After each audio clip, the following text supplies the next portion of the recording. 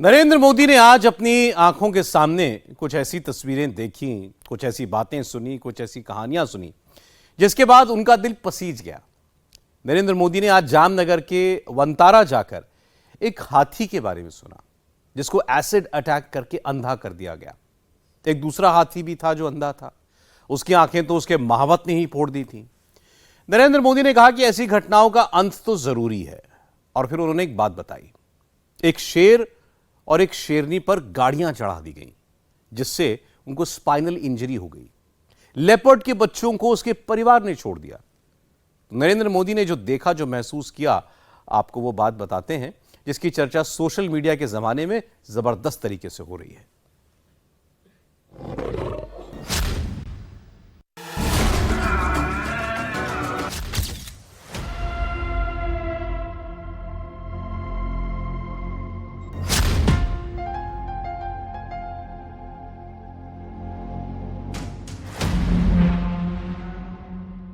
ये भारत का छावा है, वही छावा जिसके साथ कभी भारत के राजा भरत खेला करते थे। आज नरेंद्र मोदी उन्हीं छावा के साथ खेल रहे हैं और ये अफ्रीका का शेर है, वही शेर जिसे दुनिया का सबसे खतरनाक शेर कहा जाता है। आज नरेंद्र मोदी बेखौफ इन्हीं शेरों के साथ दीदार कर रहे हैं। नरेंद्र मोदी पूरे 7 घंटे तक शेर, हाथी, ज़ेब्रा, क्रोकोडाइल, चीता, दुनिया भर के करीब 2000 जानवरों के बीच रहे। कुछ लोगों को इन तस्वीरों से शिकायत हो सकती है, नरेंद्र मोदी जानवरों के बीच जा रहे हैं तो तस्वीरें क्यों दिखा रहे हैं? लेकिन सच्चाई तो यह है कि नरेंद्र मोदी इन तस्वीरों से पूरी दुनिया को एक बड़ा संदेश दे रहे हैं। दुनिया के लिए, पर्यावरण के लिए, दुर्लभ जीवों के लिए इनका रहना कितना जरूरी है। यही मैसेज डिलीवर करने के लिए देश के प्रधानमंत्री नरेंद्र मोदी वनतारा पहुंचे। अनंत अंबानी का वनतारा 2000 से ज्यादा विलुप्त जंगली जानवरों की आंखों का तारा वनतारा। दुनिया भर के करीब 1.5 लाख से ज्यादा बचाए गए संकटग्रस्त गायब हो रहे जानवरों का घर है वनतारा। वनतारा मुकेश अंबानी के छोटे बेटे अनंत अंबानी का ड्रीम प्रोजेक्ट है। जिन जंगली जानवरों का घर उजड़ चुका है, जिनके अस्तित्व पर संकट है, अनंत अंबानी ने ऐसे ही जानवरों के लिए एक सेफ होम बनवाया है। यह दुनिया का large scale animal wild life rescue centre, cave and conservation and rehabilitation centre है जिसका नरेंद्र मोदी ने उद्घाटन किया। नरेंद्र मोदी यहां 7 घंटे रहे।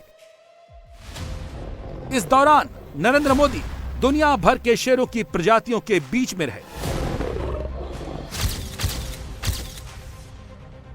यहां हाथियों को बचाने के लिए, हाथियों के पुनर्वास के लिए हॉस्पिटल भी बनाया गया है।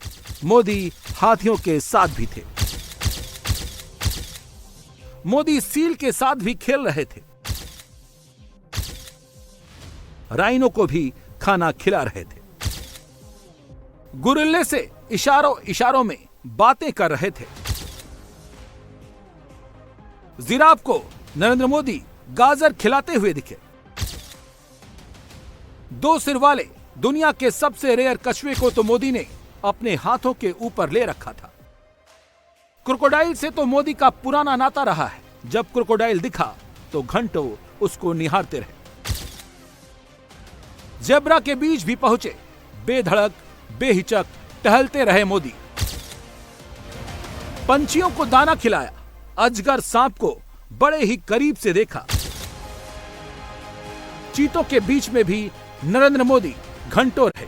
भारत दुनिया के सबसे बड़े चीता कंजर्वेशन प्रोजेक्ट पर काम कर रहा है, लेकिन 8 मिनट के इस वीडियो में सबसे ज्यादा चर्चा इन तस्वीरों की हो रही है जब नरेंद्र मोदी शेर के बच्चों को दुलार रहे हैं, जिसमें एशियाटिक टाइगर का छावा भी है, व्हाइट टाइगर का भी छावा है। सभी नरेंद्र मोदी के बीच अटखेलियां कर रहे हैं। नरेंद्र मोदी भी स्नेह से उन्हें सहला रहे हैं, कभी उनके साथ खेल रहे हैं, कभी वात्सल्य प्रेम से भरकर उन्हें दूध भी पिला रहे हैं। यहां से निकलने के बाद नरेंद्र मोदी उस कॉरिडोर में पहुंचे जिसके सामने बब्बर शेर अफ्रीकन शेर घूम रहे थे। नरेंद्र मोदी जैसे शीशे के पास आए, शेर की आंखों से आंखें मिल गईं। कुछ पल तक दोनों आंखों में आंखें डालकर बातें करते रहे, मानो कह रहे हो जंगल के शेर आप जरूर हो, लेकिन सियासत का एक शेर मैं भी हूं। जब से नरेंद्र मोदी की शेर के बच्चों और शेर के साथ की तस्वीरें सामने आई हैं, हर तरफ इन्हीं तस्वीरों की चर्चा हो रही है। कोई इसे भारत के राजा भरत वाली तस्वीर से कंपेयर कर रहा है, हिंदुस्तान और हिंदुस्तानियों को शेरों की संतान बता रहा है। कोई नरेंद्र मोदी की इस तस्वीर को शेर की झलक का जुमला गढ़ रहा है। कोई लिख रहा है जब शेर और शेर दिल आमने सामने। कोई कह रहा है किंग ऑफ पॉलिटिक्स और किंग ऑफ जंगल की अद्भुत मीटिंग। कोई लिख रहा है शेर के बच्चों के साथ शेर ही खेल सकता है। नरेंद्र मोदी का यह रूप चर्चा में है। सच तो यह है कि यह महज फोटो सेशन नहीं है, नरेंद्र मोदी के शुद्ध रूप से पॉजिटिव मैसेजिंग है। भारत विलुप्त जानवरों के लिए, पर्यावरण के लिए किस लेवल पर प्लानिंग कर रहा है, जरा आप ही सोचिए इन बेजुबानों का क्या होता अगर इन बेजुबानों को बचाने की कोई सोच नहीं होती। प्रधानमंत्री नरेंद्र मोदी ने इन बेजुबानों की कहानी अपने एक्स हैंडल पर शेयर की है।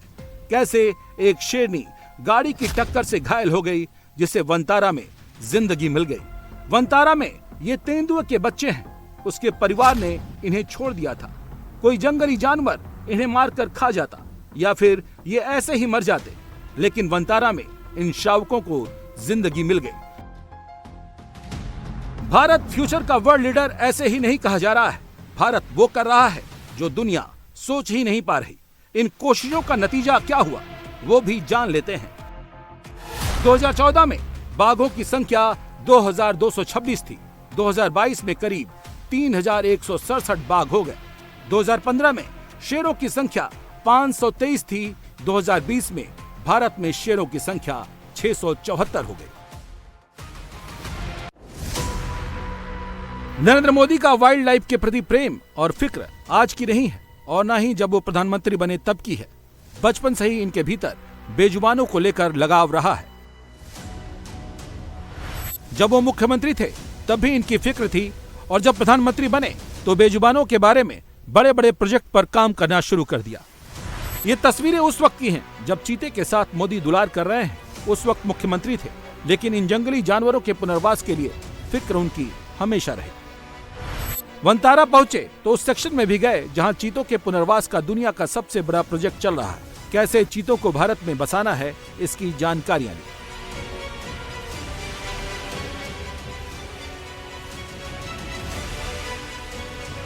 वनतारा में क्रोकोडाइल के पुनर्वास का भी एक सेक्शन है जहां विलुप्त हो रहे क्रोकोडाइलों को रखा गया है। यहां इनका इलाज होता है। जब ये ठीक हो जाते हैं तो इन्हें उनके अपने नदियों ठिकानों पर छोड़ दिया जाता है। नरेंद्र मोदी जब क्रोकोडाइल सेक्शन में पहुंचे तो घंटों क्रोकोडाइल्स को निहारते रहे। उस वक्त उनको अपनी मां की सीख जरूर याद आई होगी, जिसका जिक्र वो मैन वर्सेस वाइल्ड प्रोग्राम के अलावा कई और प्रोग्राम्स में कर चुके हैं।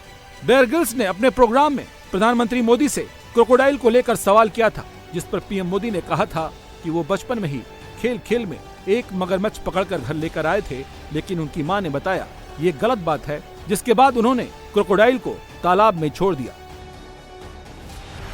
क्रोकोडाइल की कहानी का जिक्र वो कई बार कर चुके हैं। आपकी अदालत में भी जब वो आए थे तो बेजुबानों से लगाव की यही कहानी सुनाई थी। बचपन में आप इतने शरारती थे कि तालाब में से मगरमच्छ का बच्चा उठा के घर ले आए। मैं शरारती कम, साहसिक ज्यादा था।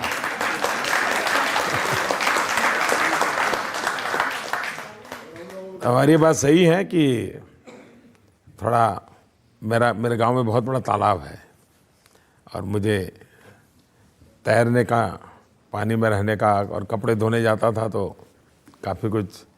तो एक दिन ले आया, फिर स्कूल ले गया तो हमारे टीचर वगैरह बड़े परेशान हो गए। नरेंद्र मोदी का वन्य जीवों के साथ स्नेह का रिश्ता आज का नहीं, जो मां ने सिखाया नरेंद्र मोदी अपने जीवन में उसे उतारते चले आए। जब वनतारा में नरेंद्र मोदी ने उन्हीं बेजुबानों को जिंदगी मिलते देखा तो 7 घंटे कब बीत गए उन्हें पता ही नहीं चला। नरेंद्र मोदी कैसे वहां के दुर्लभ जानवरों के साथ खुद को कनेक्ट कर रहे थे, शायद उनको ये बता रहे थे कि आप बिल्कुल सही जगह पर हैं।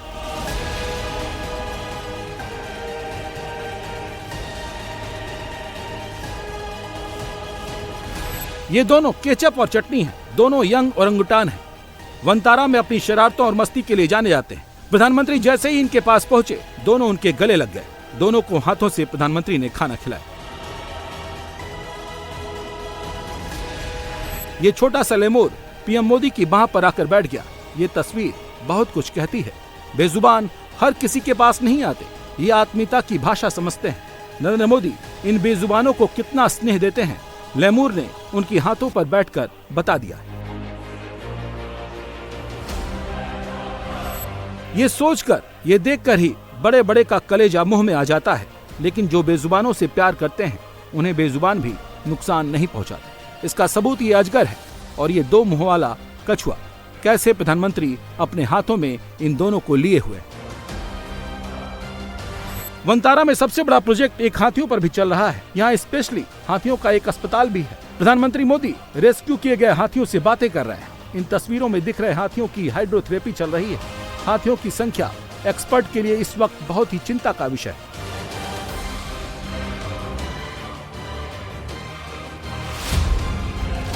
हाथियों की संख्या 2017 में 29,964 थी।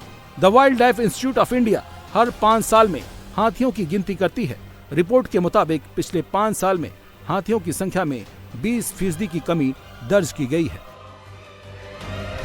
इन प्रयासों से हाथियों को लेकर लोगों में भी जागरूकता फैलेगी। हाथियों को जिंदगी मिलेगी और लोग भी हाथियों को जीने देंगे। वनतारा में जब तक मोदी रहे, हर सेक्शन में जाने की कोशिश की। अलग अलग तरह की मछलियों को भी देखा। अनंत अंबानी एक एक जानकारी प्रधानमंत्री को दे रहे थे कि कैसे वनतारा इन जानवरों के लिए संजीवनी बना है। इन प्रयासों से हो क्या रहा है, इसका असर देश में डॉल्फिन की संख्या की रिपोर्ट से समझ सकते हैं। देश में मौजूद पहली बार डॉल्फिनों की संख्या का सर्वे हुआ, जिसमें पाया गया कि देश की नदियों में 6,327 डॉल्फिन मौजूद हैं। प्रधानमंत्री मोदी ने 15 अगस्त 2020 में डॉल्फिन प्रोजेक्ट की शुरुआत की थी। राष्ट्रीय वन्य जीव रिपोर्ट की 7वीं रिपोर्ट में डॉल्फिन की संख्या बताई गई है। रिपोर्ट में बताया गया कि गंगा में सबसे ज्यादा 5,689 डॉल्फिन हैं, जबकि ब्रह्मपुत्र में 635 डॉल्फिन का अनुमान है। सबसे अधिक डॉल्फिन उत्तर प्रदेश में है। नरेंद्र मोदी ने वनतारा में चिड़ियों की कई प्रजातियों को भी देखा।